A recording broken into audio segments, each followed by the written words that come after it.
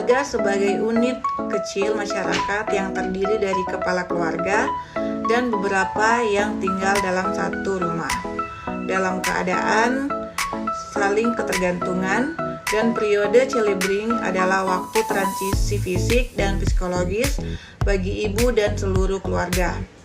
Orang tua harus beradaptasi terhadap perubahan struktur karena adanya anggota baru dalam keluarganya, yaitu seperti bayi dan tipe-tipe keluarga. Yang pertama, tipe keluarga tradisional, tipe keluarga non-tradisional, dan fungsi keluarga yaitu pertama, fungsi efektif merupakan fungsi internal berhubungan secara langsung dan menjadi dasar dari keluarga tersebut. Dan yang kedua, fungsi sosialisasi, di mana keluarga merupakan tempat pertama individu memulai. Dan yang ketiga, fungsi reproduksi, di mana keluarga memiliki fungsi untuk meneruskan keturunan dan meningkatkan sumber daya manusia. Hal ini dikatakan sebagai fungsi reproduksi. Dan yang keempat, fungsi ekonomi, di mana untuk memenuhi kebutuhan setiap anggota seperti makanan, pakaian, dan tempat tinggal. Dan yang kelima, fungsi perawatan kesehatan. Dalam fungsi perawatan kesehatan keluarga, keluarga memiliki peran untuk melakukan proteksi di keluarganya terhadap penyakit. Tahapan dan tugas perkembangan keluarga, yang pertama pasangan pemula atau pasangan baru menikah. Yang kedua, keluarga dengan childbearing atau kelahiran anak pertama. Yang ketiga, keluarga dengan anak prasekolah. Yang keempat, keluarga dengan anak usia sekolah. Dan yang terakhir, keluarga dengan anak remaja. Kita masuk dalam tahapan dan tugas perkembangan keluarga dengan childbearing. Yang pertama, mempersiapkan diri untuk menjadi orang tua dan merawat bayi. Yang kedua, membagi peran dan tanggung jawab. Dan yang terakhir, menata ruang untuk anak atau mengembangkan suasana rumah yang menyenangkan. Pengkajian lingkungan. Yang pertama, karakteristik rumah. Yang kedua, kebersihan lingkungan. Yang ketiga, mobilitas geografi keluarga. Yang keempat, perkumpulan keluarga dan interaksi dengan masyarakat. Yang kelima, sistem pendukung keluarga. Berikut struktur keluarga. Yang pertama, pola atau cara komunikasi keluarga. Yang kedua, struktur kekuatan keluarga. Yang ketiga, struktur peran atau peran masing-masing anggota keluarga. Dan keempat, nilai dan norma keluarga. Fungsi keluarga, yang pertama, fungsi afektif. Yang kedua, fungsi sosialisasi. Yang ketiga, partisipasi dalam kegiatan sosial. Dan yang keempat, fungsi ekonomi. Nah, kita masuk dalam diagnosa. Yang pertama, kesiapan peningkatan coping keluarga.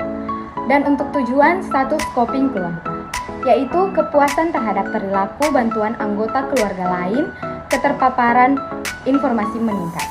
Dan yang kedua, perasaan diabaikan, kekhawatiran tentang anggota keluarga menurun. Untuk intervensi, dukungan coping keluarga.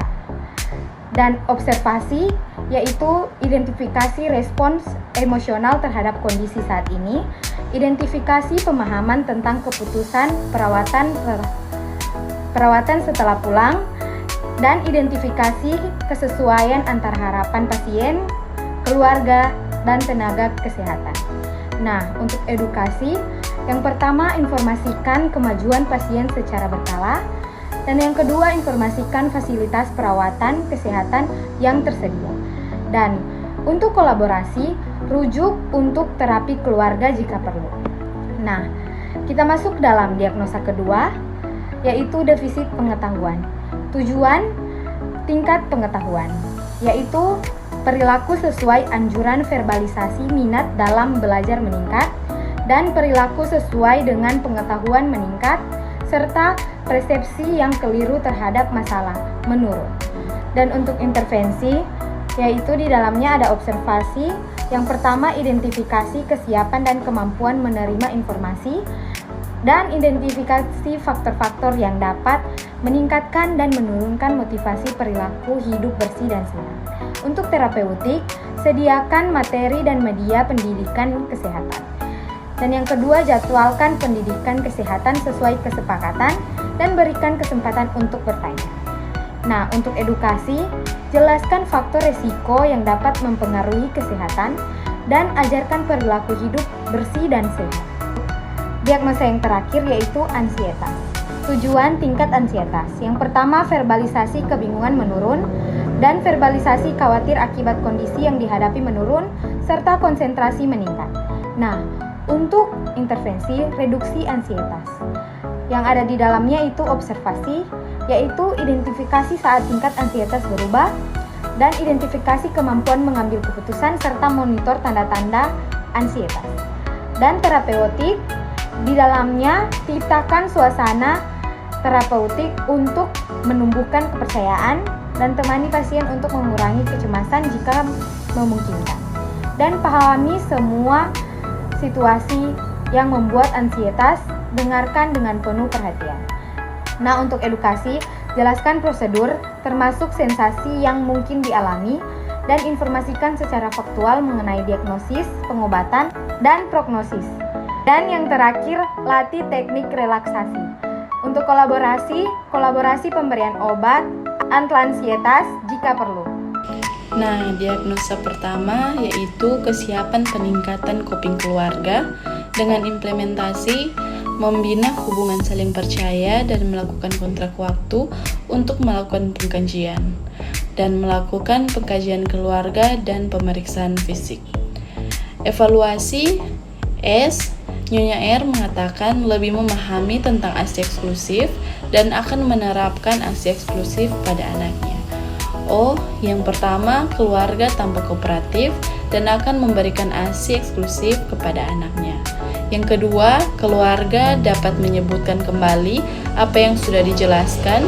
Yang ketiga, skor kuesioner sebelum dilakukan tindakan 11 dan sesudah dilakukan tindakan skor 19. A. Masalah keperawatan, kesiapan peningkatan coping keluarga teratasi. P. Pertahankan intervensi, motivasi keluarga melakukan pemberian ASI eksklusif. S. Nyonya R mengatakan akan meningkatkan peran menjadi orang tua dengan cara memberikan ASI eksklusif untuk anaknya. O. Keluarga tanpa kooperatif dan meningkatkan peran menjadi orang tua. A. Masalah kesiapan peningkatan menjadi orang tua teratasi. P. Pertahankan intervensi, motivasi keluarga meningkatkan peran menjadi orang tua dengan baik. Nah, diagnosa keperawatan yang kedua yaitu defisit pengetahuan dengan implementasi yang pertama, mengidentifikasi kesiapan dan kemampuan menerima informasi. Yang kedua, mengidentifikasi faktor-faktor yang dapat meningkatkan dan menurunkan motivasi perilaku hidup bersih dan sehat. Yang ketiga, menyediakan materi dan media pendidikan kesehatan. Yang keempat, menjadwalkan pendidikan kesehatan sesuai kesepakatan. Yang kelima, memberikan kesempatan untuk bertanya. Yang keenam, menjelaskan faktor risiko yang dapat mempengaruhi kesehatan. Yang ketujuh, mengajarkan perilaku hidup bersih dan sehat. Yang kedelapan, mengajarkan strategi yang dapat digunakan untuk meningkatkan perilaku hidup bersih dan sehat. Dengan evaluasi, S. Klien mengatakan informasi mengenai masalah penyakit yang diderita sangat jelas dan dapat dimengerti. O. Klien tampak berperilaku normal dan menunjukkan persepsi yang benar terhadap penyakit yang diderita. A. Masalah perilaku dan persepsi yang dialami klien teratasi. P. Intervensi dihentikan.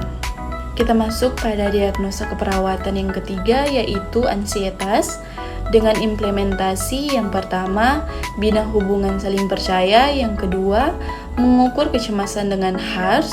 Yang ketiga, klien mampu mengenal definisi, tanda dan gejala ansietas.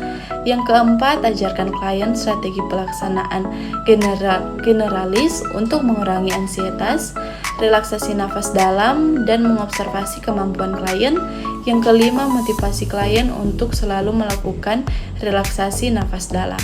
Dengan evaluasi, S. Klien mengatakan cemas karena takut, terbayang sakit ketika persalinan dan juga cemas karena takut melahirkan secara SC atau sesar dan takut ketuban pecah dini. Klien mengatakan mengerti apa itu kecemasan dan tanda dan gejala. Klien mengatakan bingung saat diajarkan relaksasi nafas dalam. klien mengatakan mau untuk melakukan relaksasi nafas dalam ketika cemas datang. Oh, klien terlihat gugup, khawatir, ekspresi tegang. Hasil HARS mendapatkan 22 poin, cemas sedang. Hasil observasi kemampuan klien mendapatkan skor 4. A. Masalah ansietas belum teratasi. B. Lanjut ke intervensi, mengevaluasi relaksasi nafas dalam, mengajarkan hipnotis 5 jari. Terima kasih, itulah presentasi dari kami kelompok 2. Apabila ada salah kata atau kalimat dari kami kelompok 2, dimohon maafkan dan terima kasih.